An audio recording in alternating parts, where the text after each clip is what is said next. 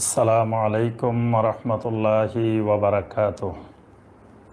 আলহামদুলিল্লাহি ওয়াহদা ওয়াসসালাতু ওয়াসসালামু আলা মাল্লা নাবিয়্যা বা'দা ওয়া আলা আলিহি ওয়া সাহবিহি ওয়া মাওয়ালা। যাকাত কোন কোন সম্পদের উপরে ফরজ হয়ে থাকে? যাকাত ফরজ হওয়ার জন্য যে সম্পদগুলোর উপরে ফরজ হয় সেগুলো হলো নগদ টাকা, টাকা পয়সা যখন জমা থাকে এগুলোর উপরে যাকাত ফরজ হয়। স্বর্ণ, রৌপ্য এগুলোর উপরে যাকাত ফরজ হয়।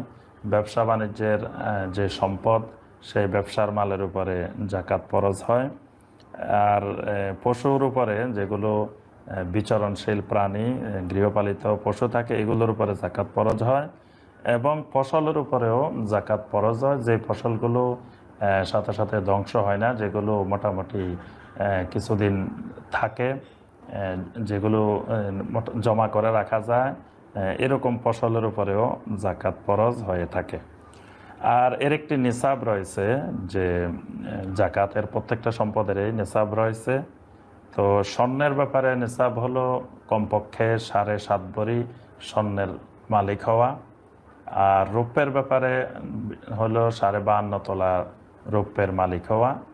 আর নগদ টাকার ব্যাপারে নিসাব হবে স্বর্ণ অথবা রৌপ্য এর 7.5 তোলা অথবা 52.5 তোলা এর বিক্রির যে টাকা, যে দাম, সেই অনুযায়ী এই নগদ টাকার যাকাতটা হবে। তো নবী সাল্লাল্লাহু আলাইহি সাল্লামের যুগে 7.5 ভরি স্বর্ণ এবং 52.5 তোলা রৌপ্যের দাম সমান ছিল, কিন্তু পরবর্তীতে এই দুটির মধ্যে পার্থক্য হয়ে যায়। এই জন্য অনেক আহলুল ইলমগণ দুটির মধ্যে যেটি কম সেটিকে ধরার ব্যাপারে অগ্রাধিকার দিয়েছেন, আবার কেউ কেউ যেটি বেশি সেটিকে ধরার ব্যাপারে অগ্রাধিকার দিয়েছেন। তো যেহেতু আমাদের এই দেশে যাকাতের হকদার বেশি, এই জন্য আমরা রৌপ্যেরটাই ধরতে পারি নগদ টাকার ক্ষেত্রে। আর রৌপ্য 52.5 তোলার বর্তমানে দাম অনেক কম, 700 টাকা করে যদি আমরা ভরি ধরি তাহলে 40,000-এরও কম এই পরিমাণ টাকা আসে যাকাতের নিসাব। আর স্বর্ণের দাম ধরলে একটু বেশি আসবে, প্রায় 4 লাখ টাকার কাছাকাছি স্বর্ণের দাম যদি আমরা ধরি তাহলে আসবে।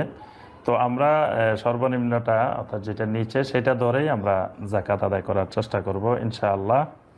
আর ফসলের যে যাকাত সেটি বছর পূর্ণ হওয়া শর্ত না, ফসল জমির সাথে সম্পর্ক। এজন্য জমিতে যখন ওই জাতীয় ফসল, যে ফসলগুলো জমা করে রাখা যায়, এরকম ফসল যখন ফসল তুলব আমরা, তখন 5 ওয়াসাকে হইল যাকাতে এই ফসলের নিসাব। তো 5 ওয়াসাক হইল 1 ওয়াসাকে 60 কেজি, আর 5 ওয়াসাকে 300 কেজি। তো ওয়াসাকের আবার এই যে, অর্থাৎ 360 1 ওয়াসাক হয়।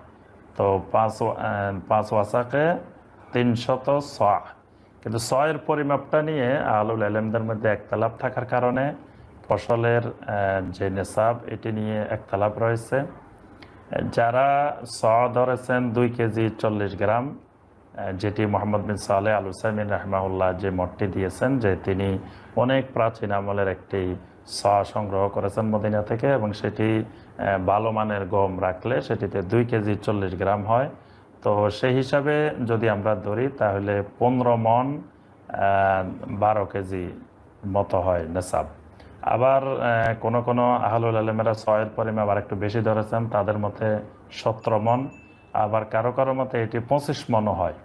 অর্থাৎ এটি যেহেতু রাষ্ট্রের ব্যাপার, রাষ্ট্র আদায় করার কথা, কোরআন সুন্নাহর বিধি অনুযায়ী এটি রাষ্ট্র জনগণ থেকে আদায় করবে।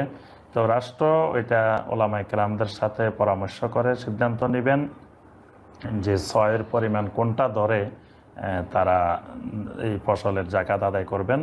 তো আমরা সর্বনিম্ন যেটি পাই সেটি হলো 15 মণ 12 কেজি। যদি 100কে আমরা যদি 2 কেজি 40 গ্রাম হিসাবে ধরি।